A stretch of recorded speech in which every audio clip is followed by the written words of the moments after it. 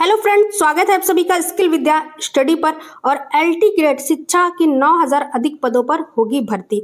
और अपडेट से यूपी से जहां पर 9000 अधिक पदों पर होने वाली है एलटी ग्रेड की भर्ती। प्रयागराज उत्तर प्रदेश के राजकीय विद्यालयों में सहायक अध्यापक एलटी ग्रेड शिक्षा और प्रवक्ता की भर्ती का रास्ता साफ हो गया है। और माध्यमिक शिक्षा निर्देशालय ने उत्तर प्रदेश लोक सेवा आयोग के 9000 से अधिक पदों का अध्याचन भेज दिया है।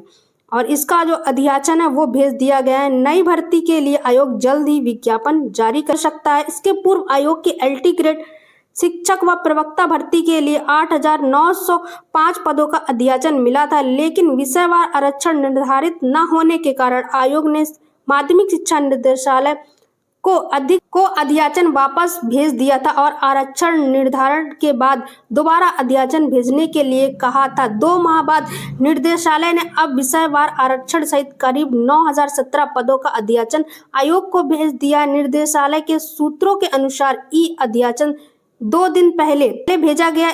ऐसे में एलटी ग्रेड शिक्षक और प्रवक्ता भर्ती का जो अब पूरी तरह से रास्ता है वो साफ हो गया। और लंबे समय से जो विद्यार्थी इसका इंतजार कर रहे थे तो उनके लिए भी यहाँ पर एक अच्छी न्यूज़ है कि आपको एलटी ग्रेड शिक्षक भर्ती की देखने के लिए जल्द मिल सकती। इससे पहले एलटी ग्रेड शिक्षक भर्ती का विज्ञापन 2018 और प्रवक्ता विज्ञापन का वर्ष 2020 को जारी किया गया था।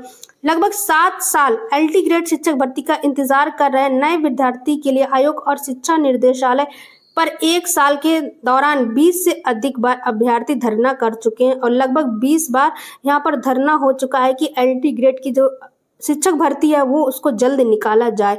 और 2018 और 2020 में इसकी विज्ञापन है वो जारी हुआ था, उसके बाद से विज्ञापन नहीं जारी हुआ।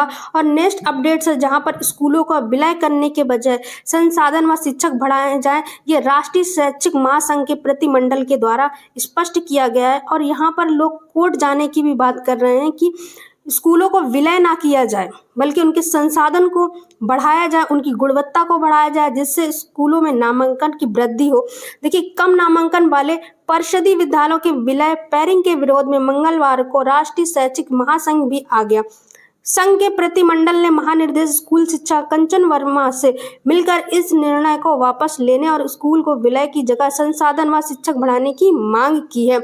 कहा गया है कि शिक्षक की संसाधन को बढ़ाया जाए और शिक्षक बढ़ाने की भी मांग की है कि शिक्षकों की भी यहाँ पर बढ़ाया जाए। राष्ट्रीय शैक्षिक महासंघ के प्राथमिक वर्ग के प्रदेश अध्यक्ष अजीत सिंह व प्रदेश महामंत्री भगवती सिंह ने महानिर्देशक से वार्ता में कहा है कि कम नामांकन वाले विद्यालय का विलय आरटीआई की आत्मा पर सीधा प्रहार और आलिंगन किया जा रहा है। कि प्रदेशीय संगठन मंत्री शिवपाल सिंह ने कहा है कि कम नामांकन का प्रमुख कारण विद्यालय में मूलभूत सुविधाओं का अभाव, शिक्षकों की कमी, शिक्षा की गुणवत्ता का प्रभाव होना। उन्होंने कहा है कि परिषदीय विद्यालयों में पास ही काफी संख्या में प्राइवेट जो मान्यता प्राप्त दी गई है और प्राथमिक विद्यालयों में प्रवेश की न्यूनतम आयु है वो 6 साल है।